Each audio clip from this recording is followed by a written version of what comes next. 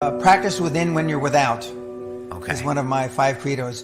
Practice being successful. How many people listening to this today practice being successful today? What does it mean to practice being successful? Okay. Through affirmations, through going to the Rolls Royce dealer, maybe Lamborghini, maybe something else. Right. In my particular case, it was Rolls Royce. And within a year of me going to the Rolls Royce dealer, I had a Rolls. Okay. Within 19 months of me dreaming and adding it to my goals, a castle on an island, I own Guthrie Castle. Go to stores you can't afford. Okay. Go hire lawyers you can't afford. Go hire them. Oh no, use them. Use them. Lawyers will meet with anybody. Accountants will meet with anybody. Go to the big 4 accountants with a business idea. The first couple meetings are for free. Jettison probably a lot of the people you hang around with. If you have poor public speaking skills, join Toastmasters. Right. Is that still around? Yep. Okay. Join improv. So it's all possible. But I devoted myself to feeling successful.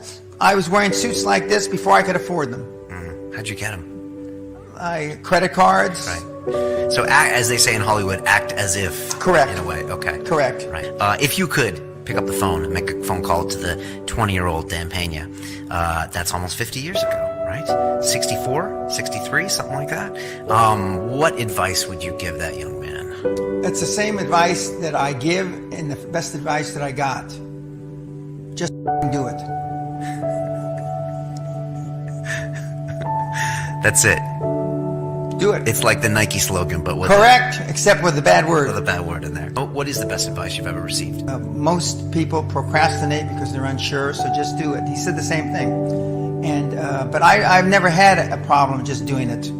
Because one of the things is you learn as a young combat infantry officer is time costs lives. Fred Smith, who I like a lot, who was a similarly trained officer like I was, who was a Marine officer, he said, when I got back out of school, when I learned that mistakes weren't causing arms and legs and life and death, making decisions was easy. Similar for me.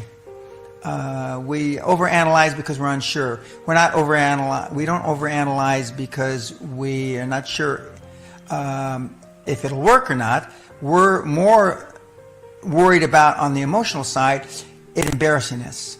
I treat everybody the same. Okay. With disrespect. Release your brakes. Are you old enough to have driven a car that had emergency brakes that don't automatically go off when you put it in drive? You're probably too young. No, I remember that. Yeah, you had to pull the emergency But just brake. imagine you drove your car through life with the emergency brake on. It's bad for the transmission, it's bad for the tires, it's bad for the universal, it's bad for everything. Right, and you never really... Then you take, oh geez, the emergency brake's on. Then you release the brake. What happens? Whoof, surge ahead, right? Yeah. Most of us go through life with our emergency brakes on. This is most of us keep the emergency brake on because we want a reason not to test ourselves.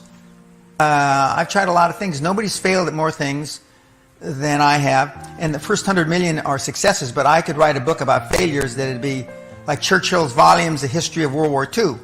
I mean, because I've tried a lot of different things. Because failure is just testing. And one of the reasons I've been so successful in generating this equity and value in my kids, and I call you all kids, is because I convince them that making a mistake is okay. Your parents probably told you, you can be anything you want. They did. That's it. It's a very American thing. Yeah, but you can't. You can't. If it's all juxtaposed, you can do anything you want that you have passion for. Because that eliminates most of the crap. Because most people don't follow their dream. You can't have a dream come true unless you have a dream. Now, I still dream. I dream in Technicolor. I say my affirmations and goals every single night. Well, I was taught by some very smart people a long, long time ago. I used to be with the Onassis Group. It's the CEO of Onassis Shipping, who was the right-hand man for 60 years of Aristotle Onassis. Onassis, right, the Greek shipping. Yeah, he says, Dan, just remember, dress British and think Yiddish. I've never heard that. Yeah. Yes. but I like that. Yeah. What does that mean? That means, well, dress British. Right. You know, not being braggadocious, but this is a Savile Road suit. You know. Very formal. Yes, and think Yiddish. Think in a canny manner. Think shrewdly. Nothing derogatory at all. It's a great compliment. Most of you lack the skills to sell your vision with clarity because you don't practice. And the travesty really is because you don't believe enough in it. You just don't.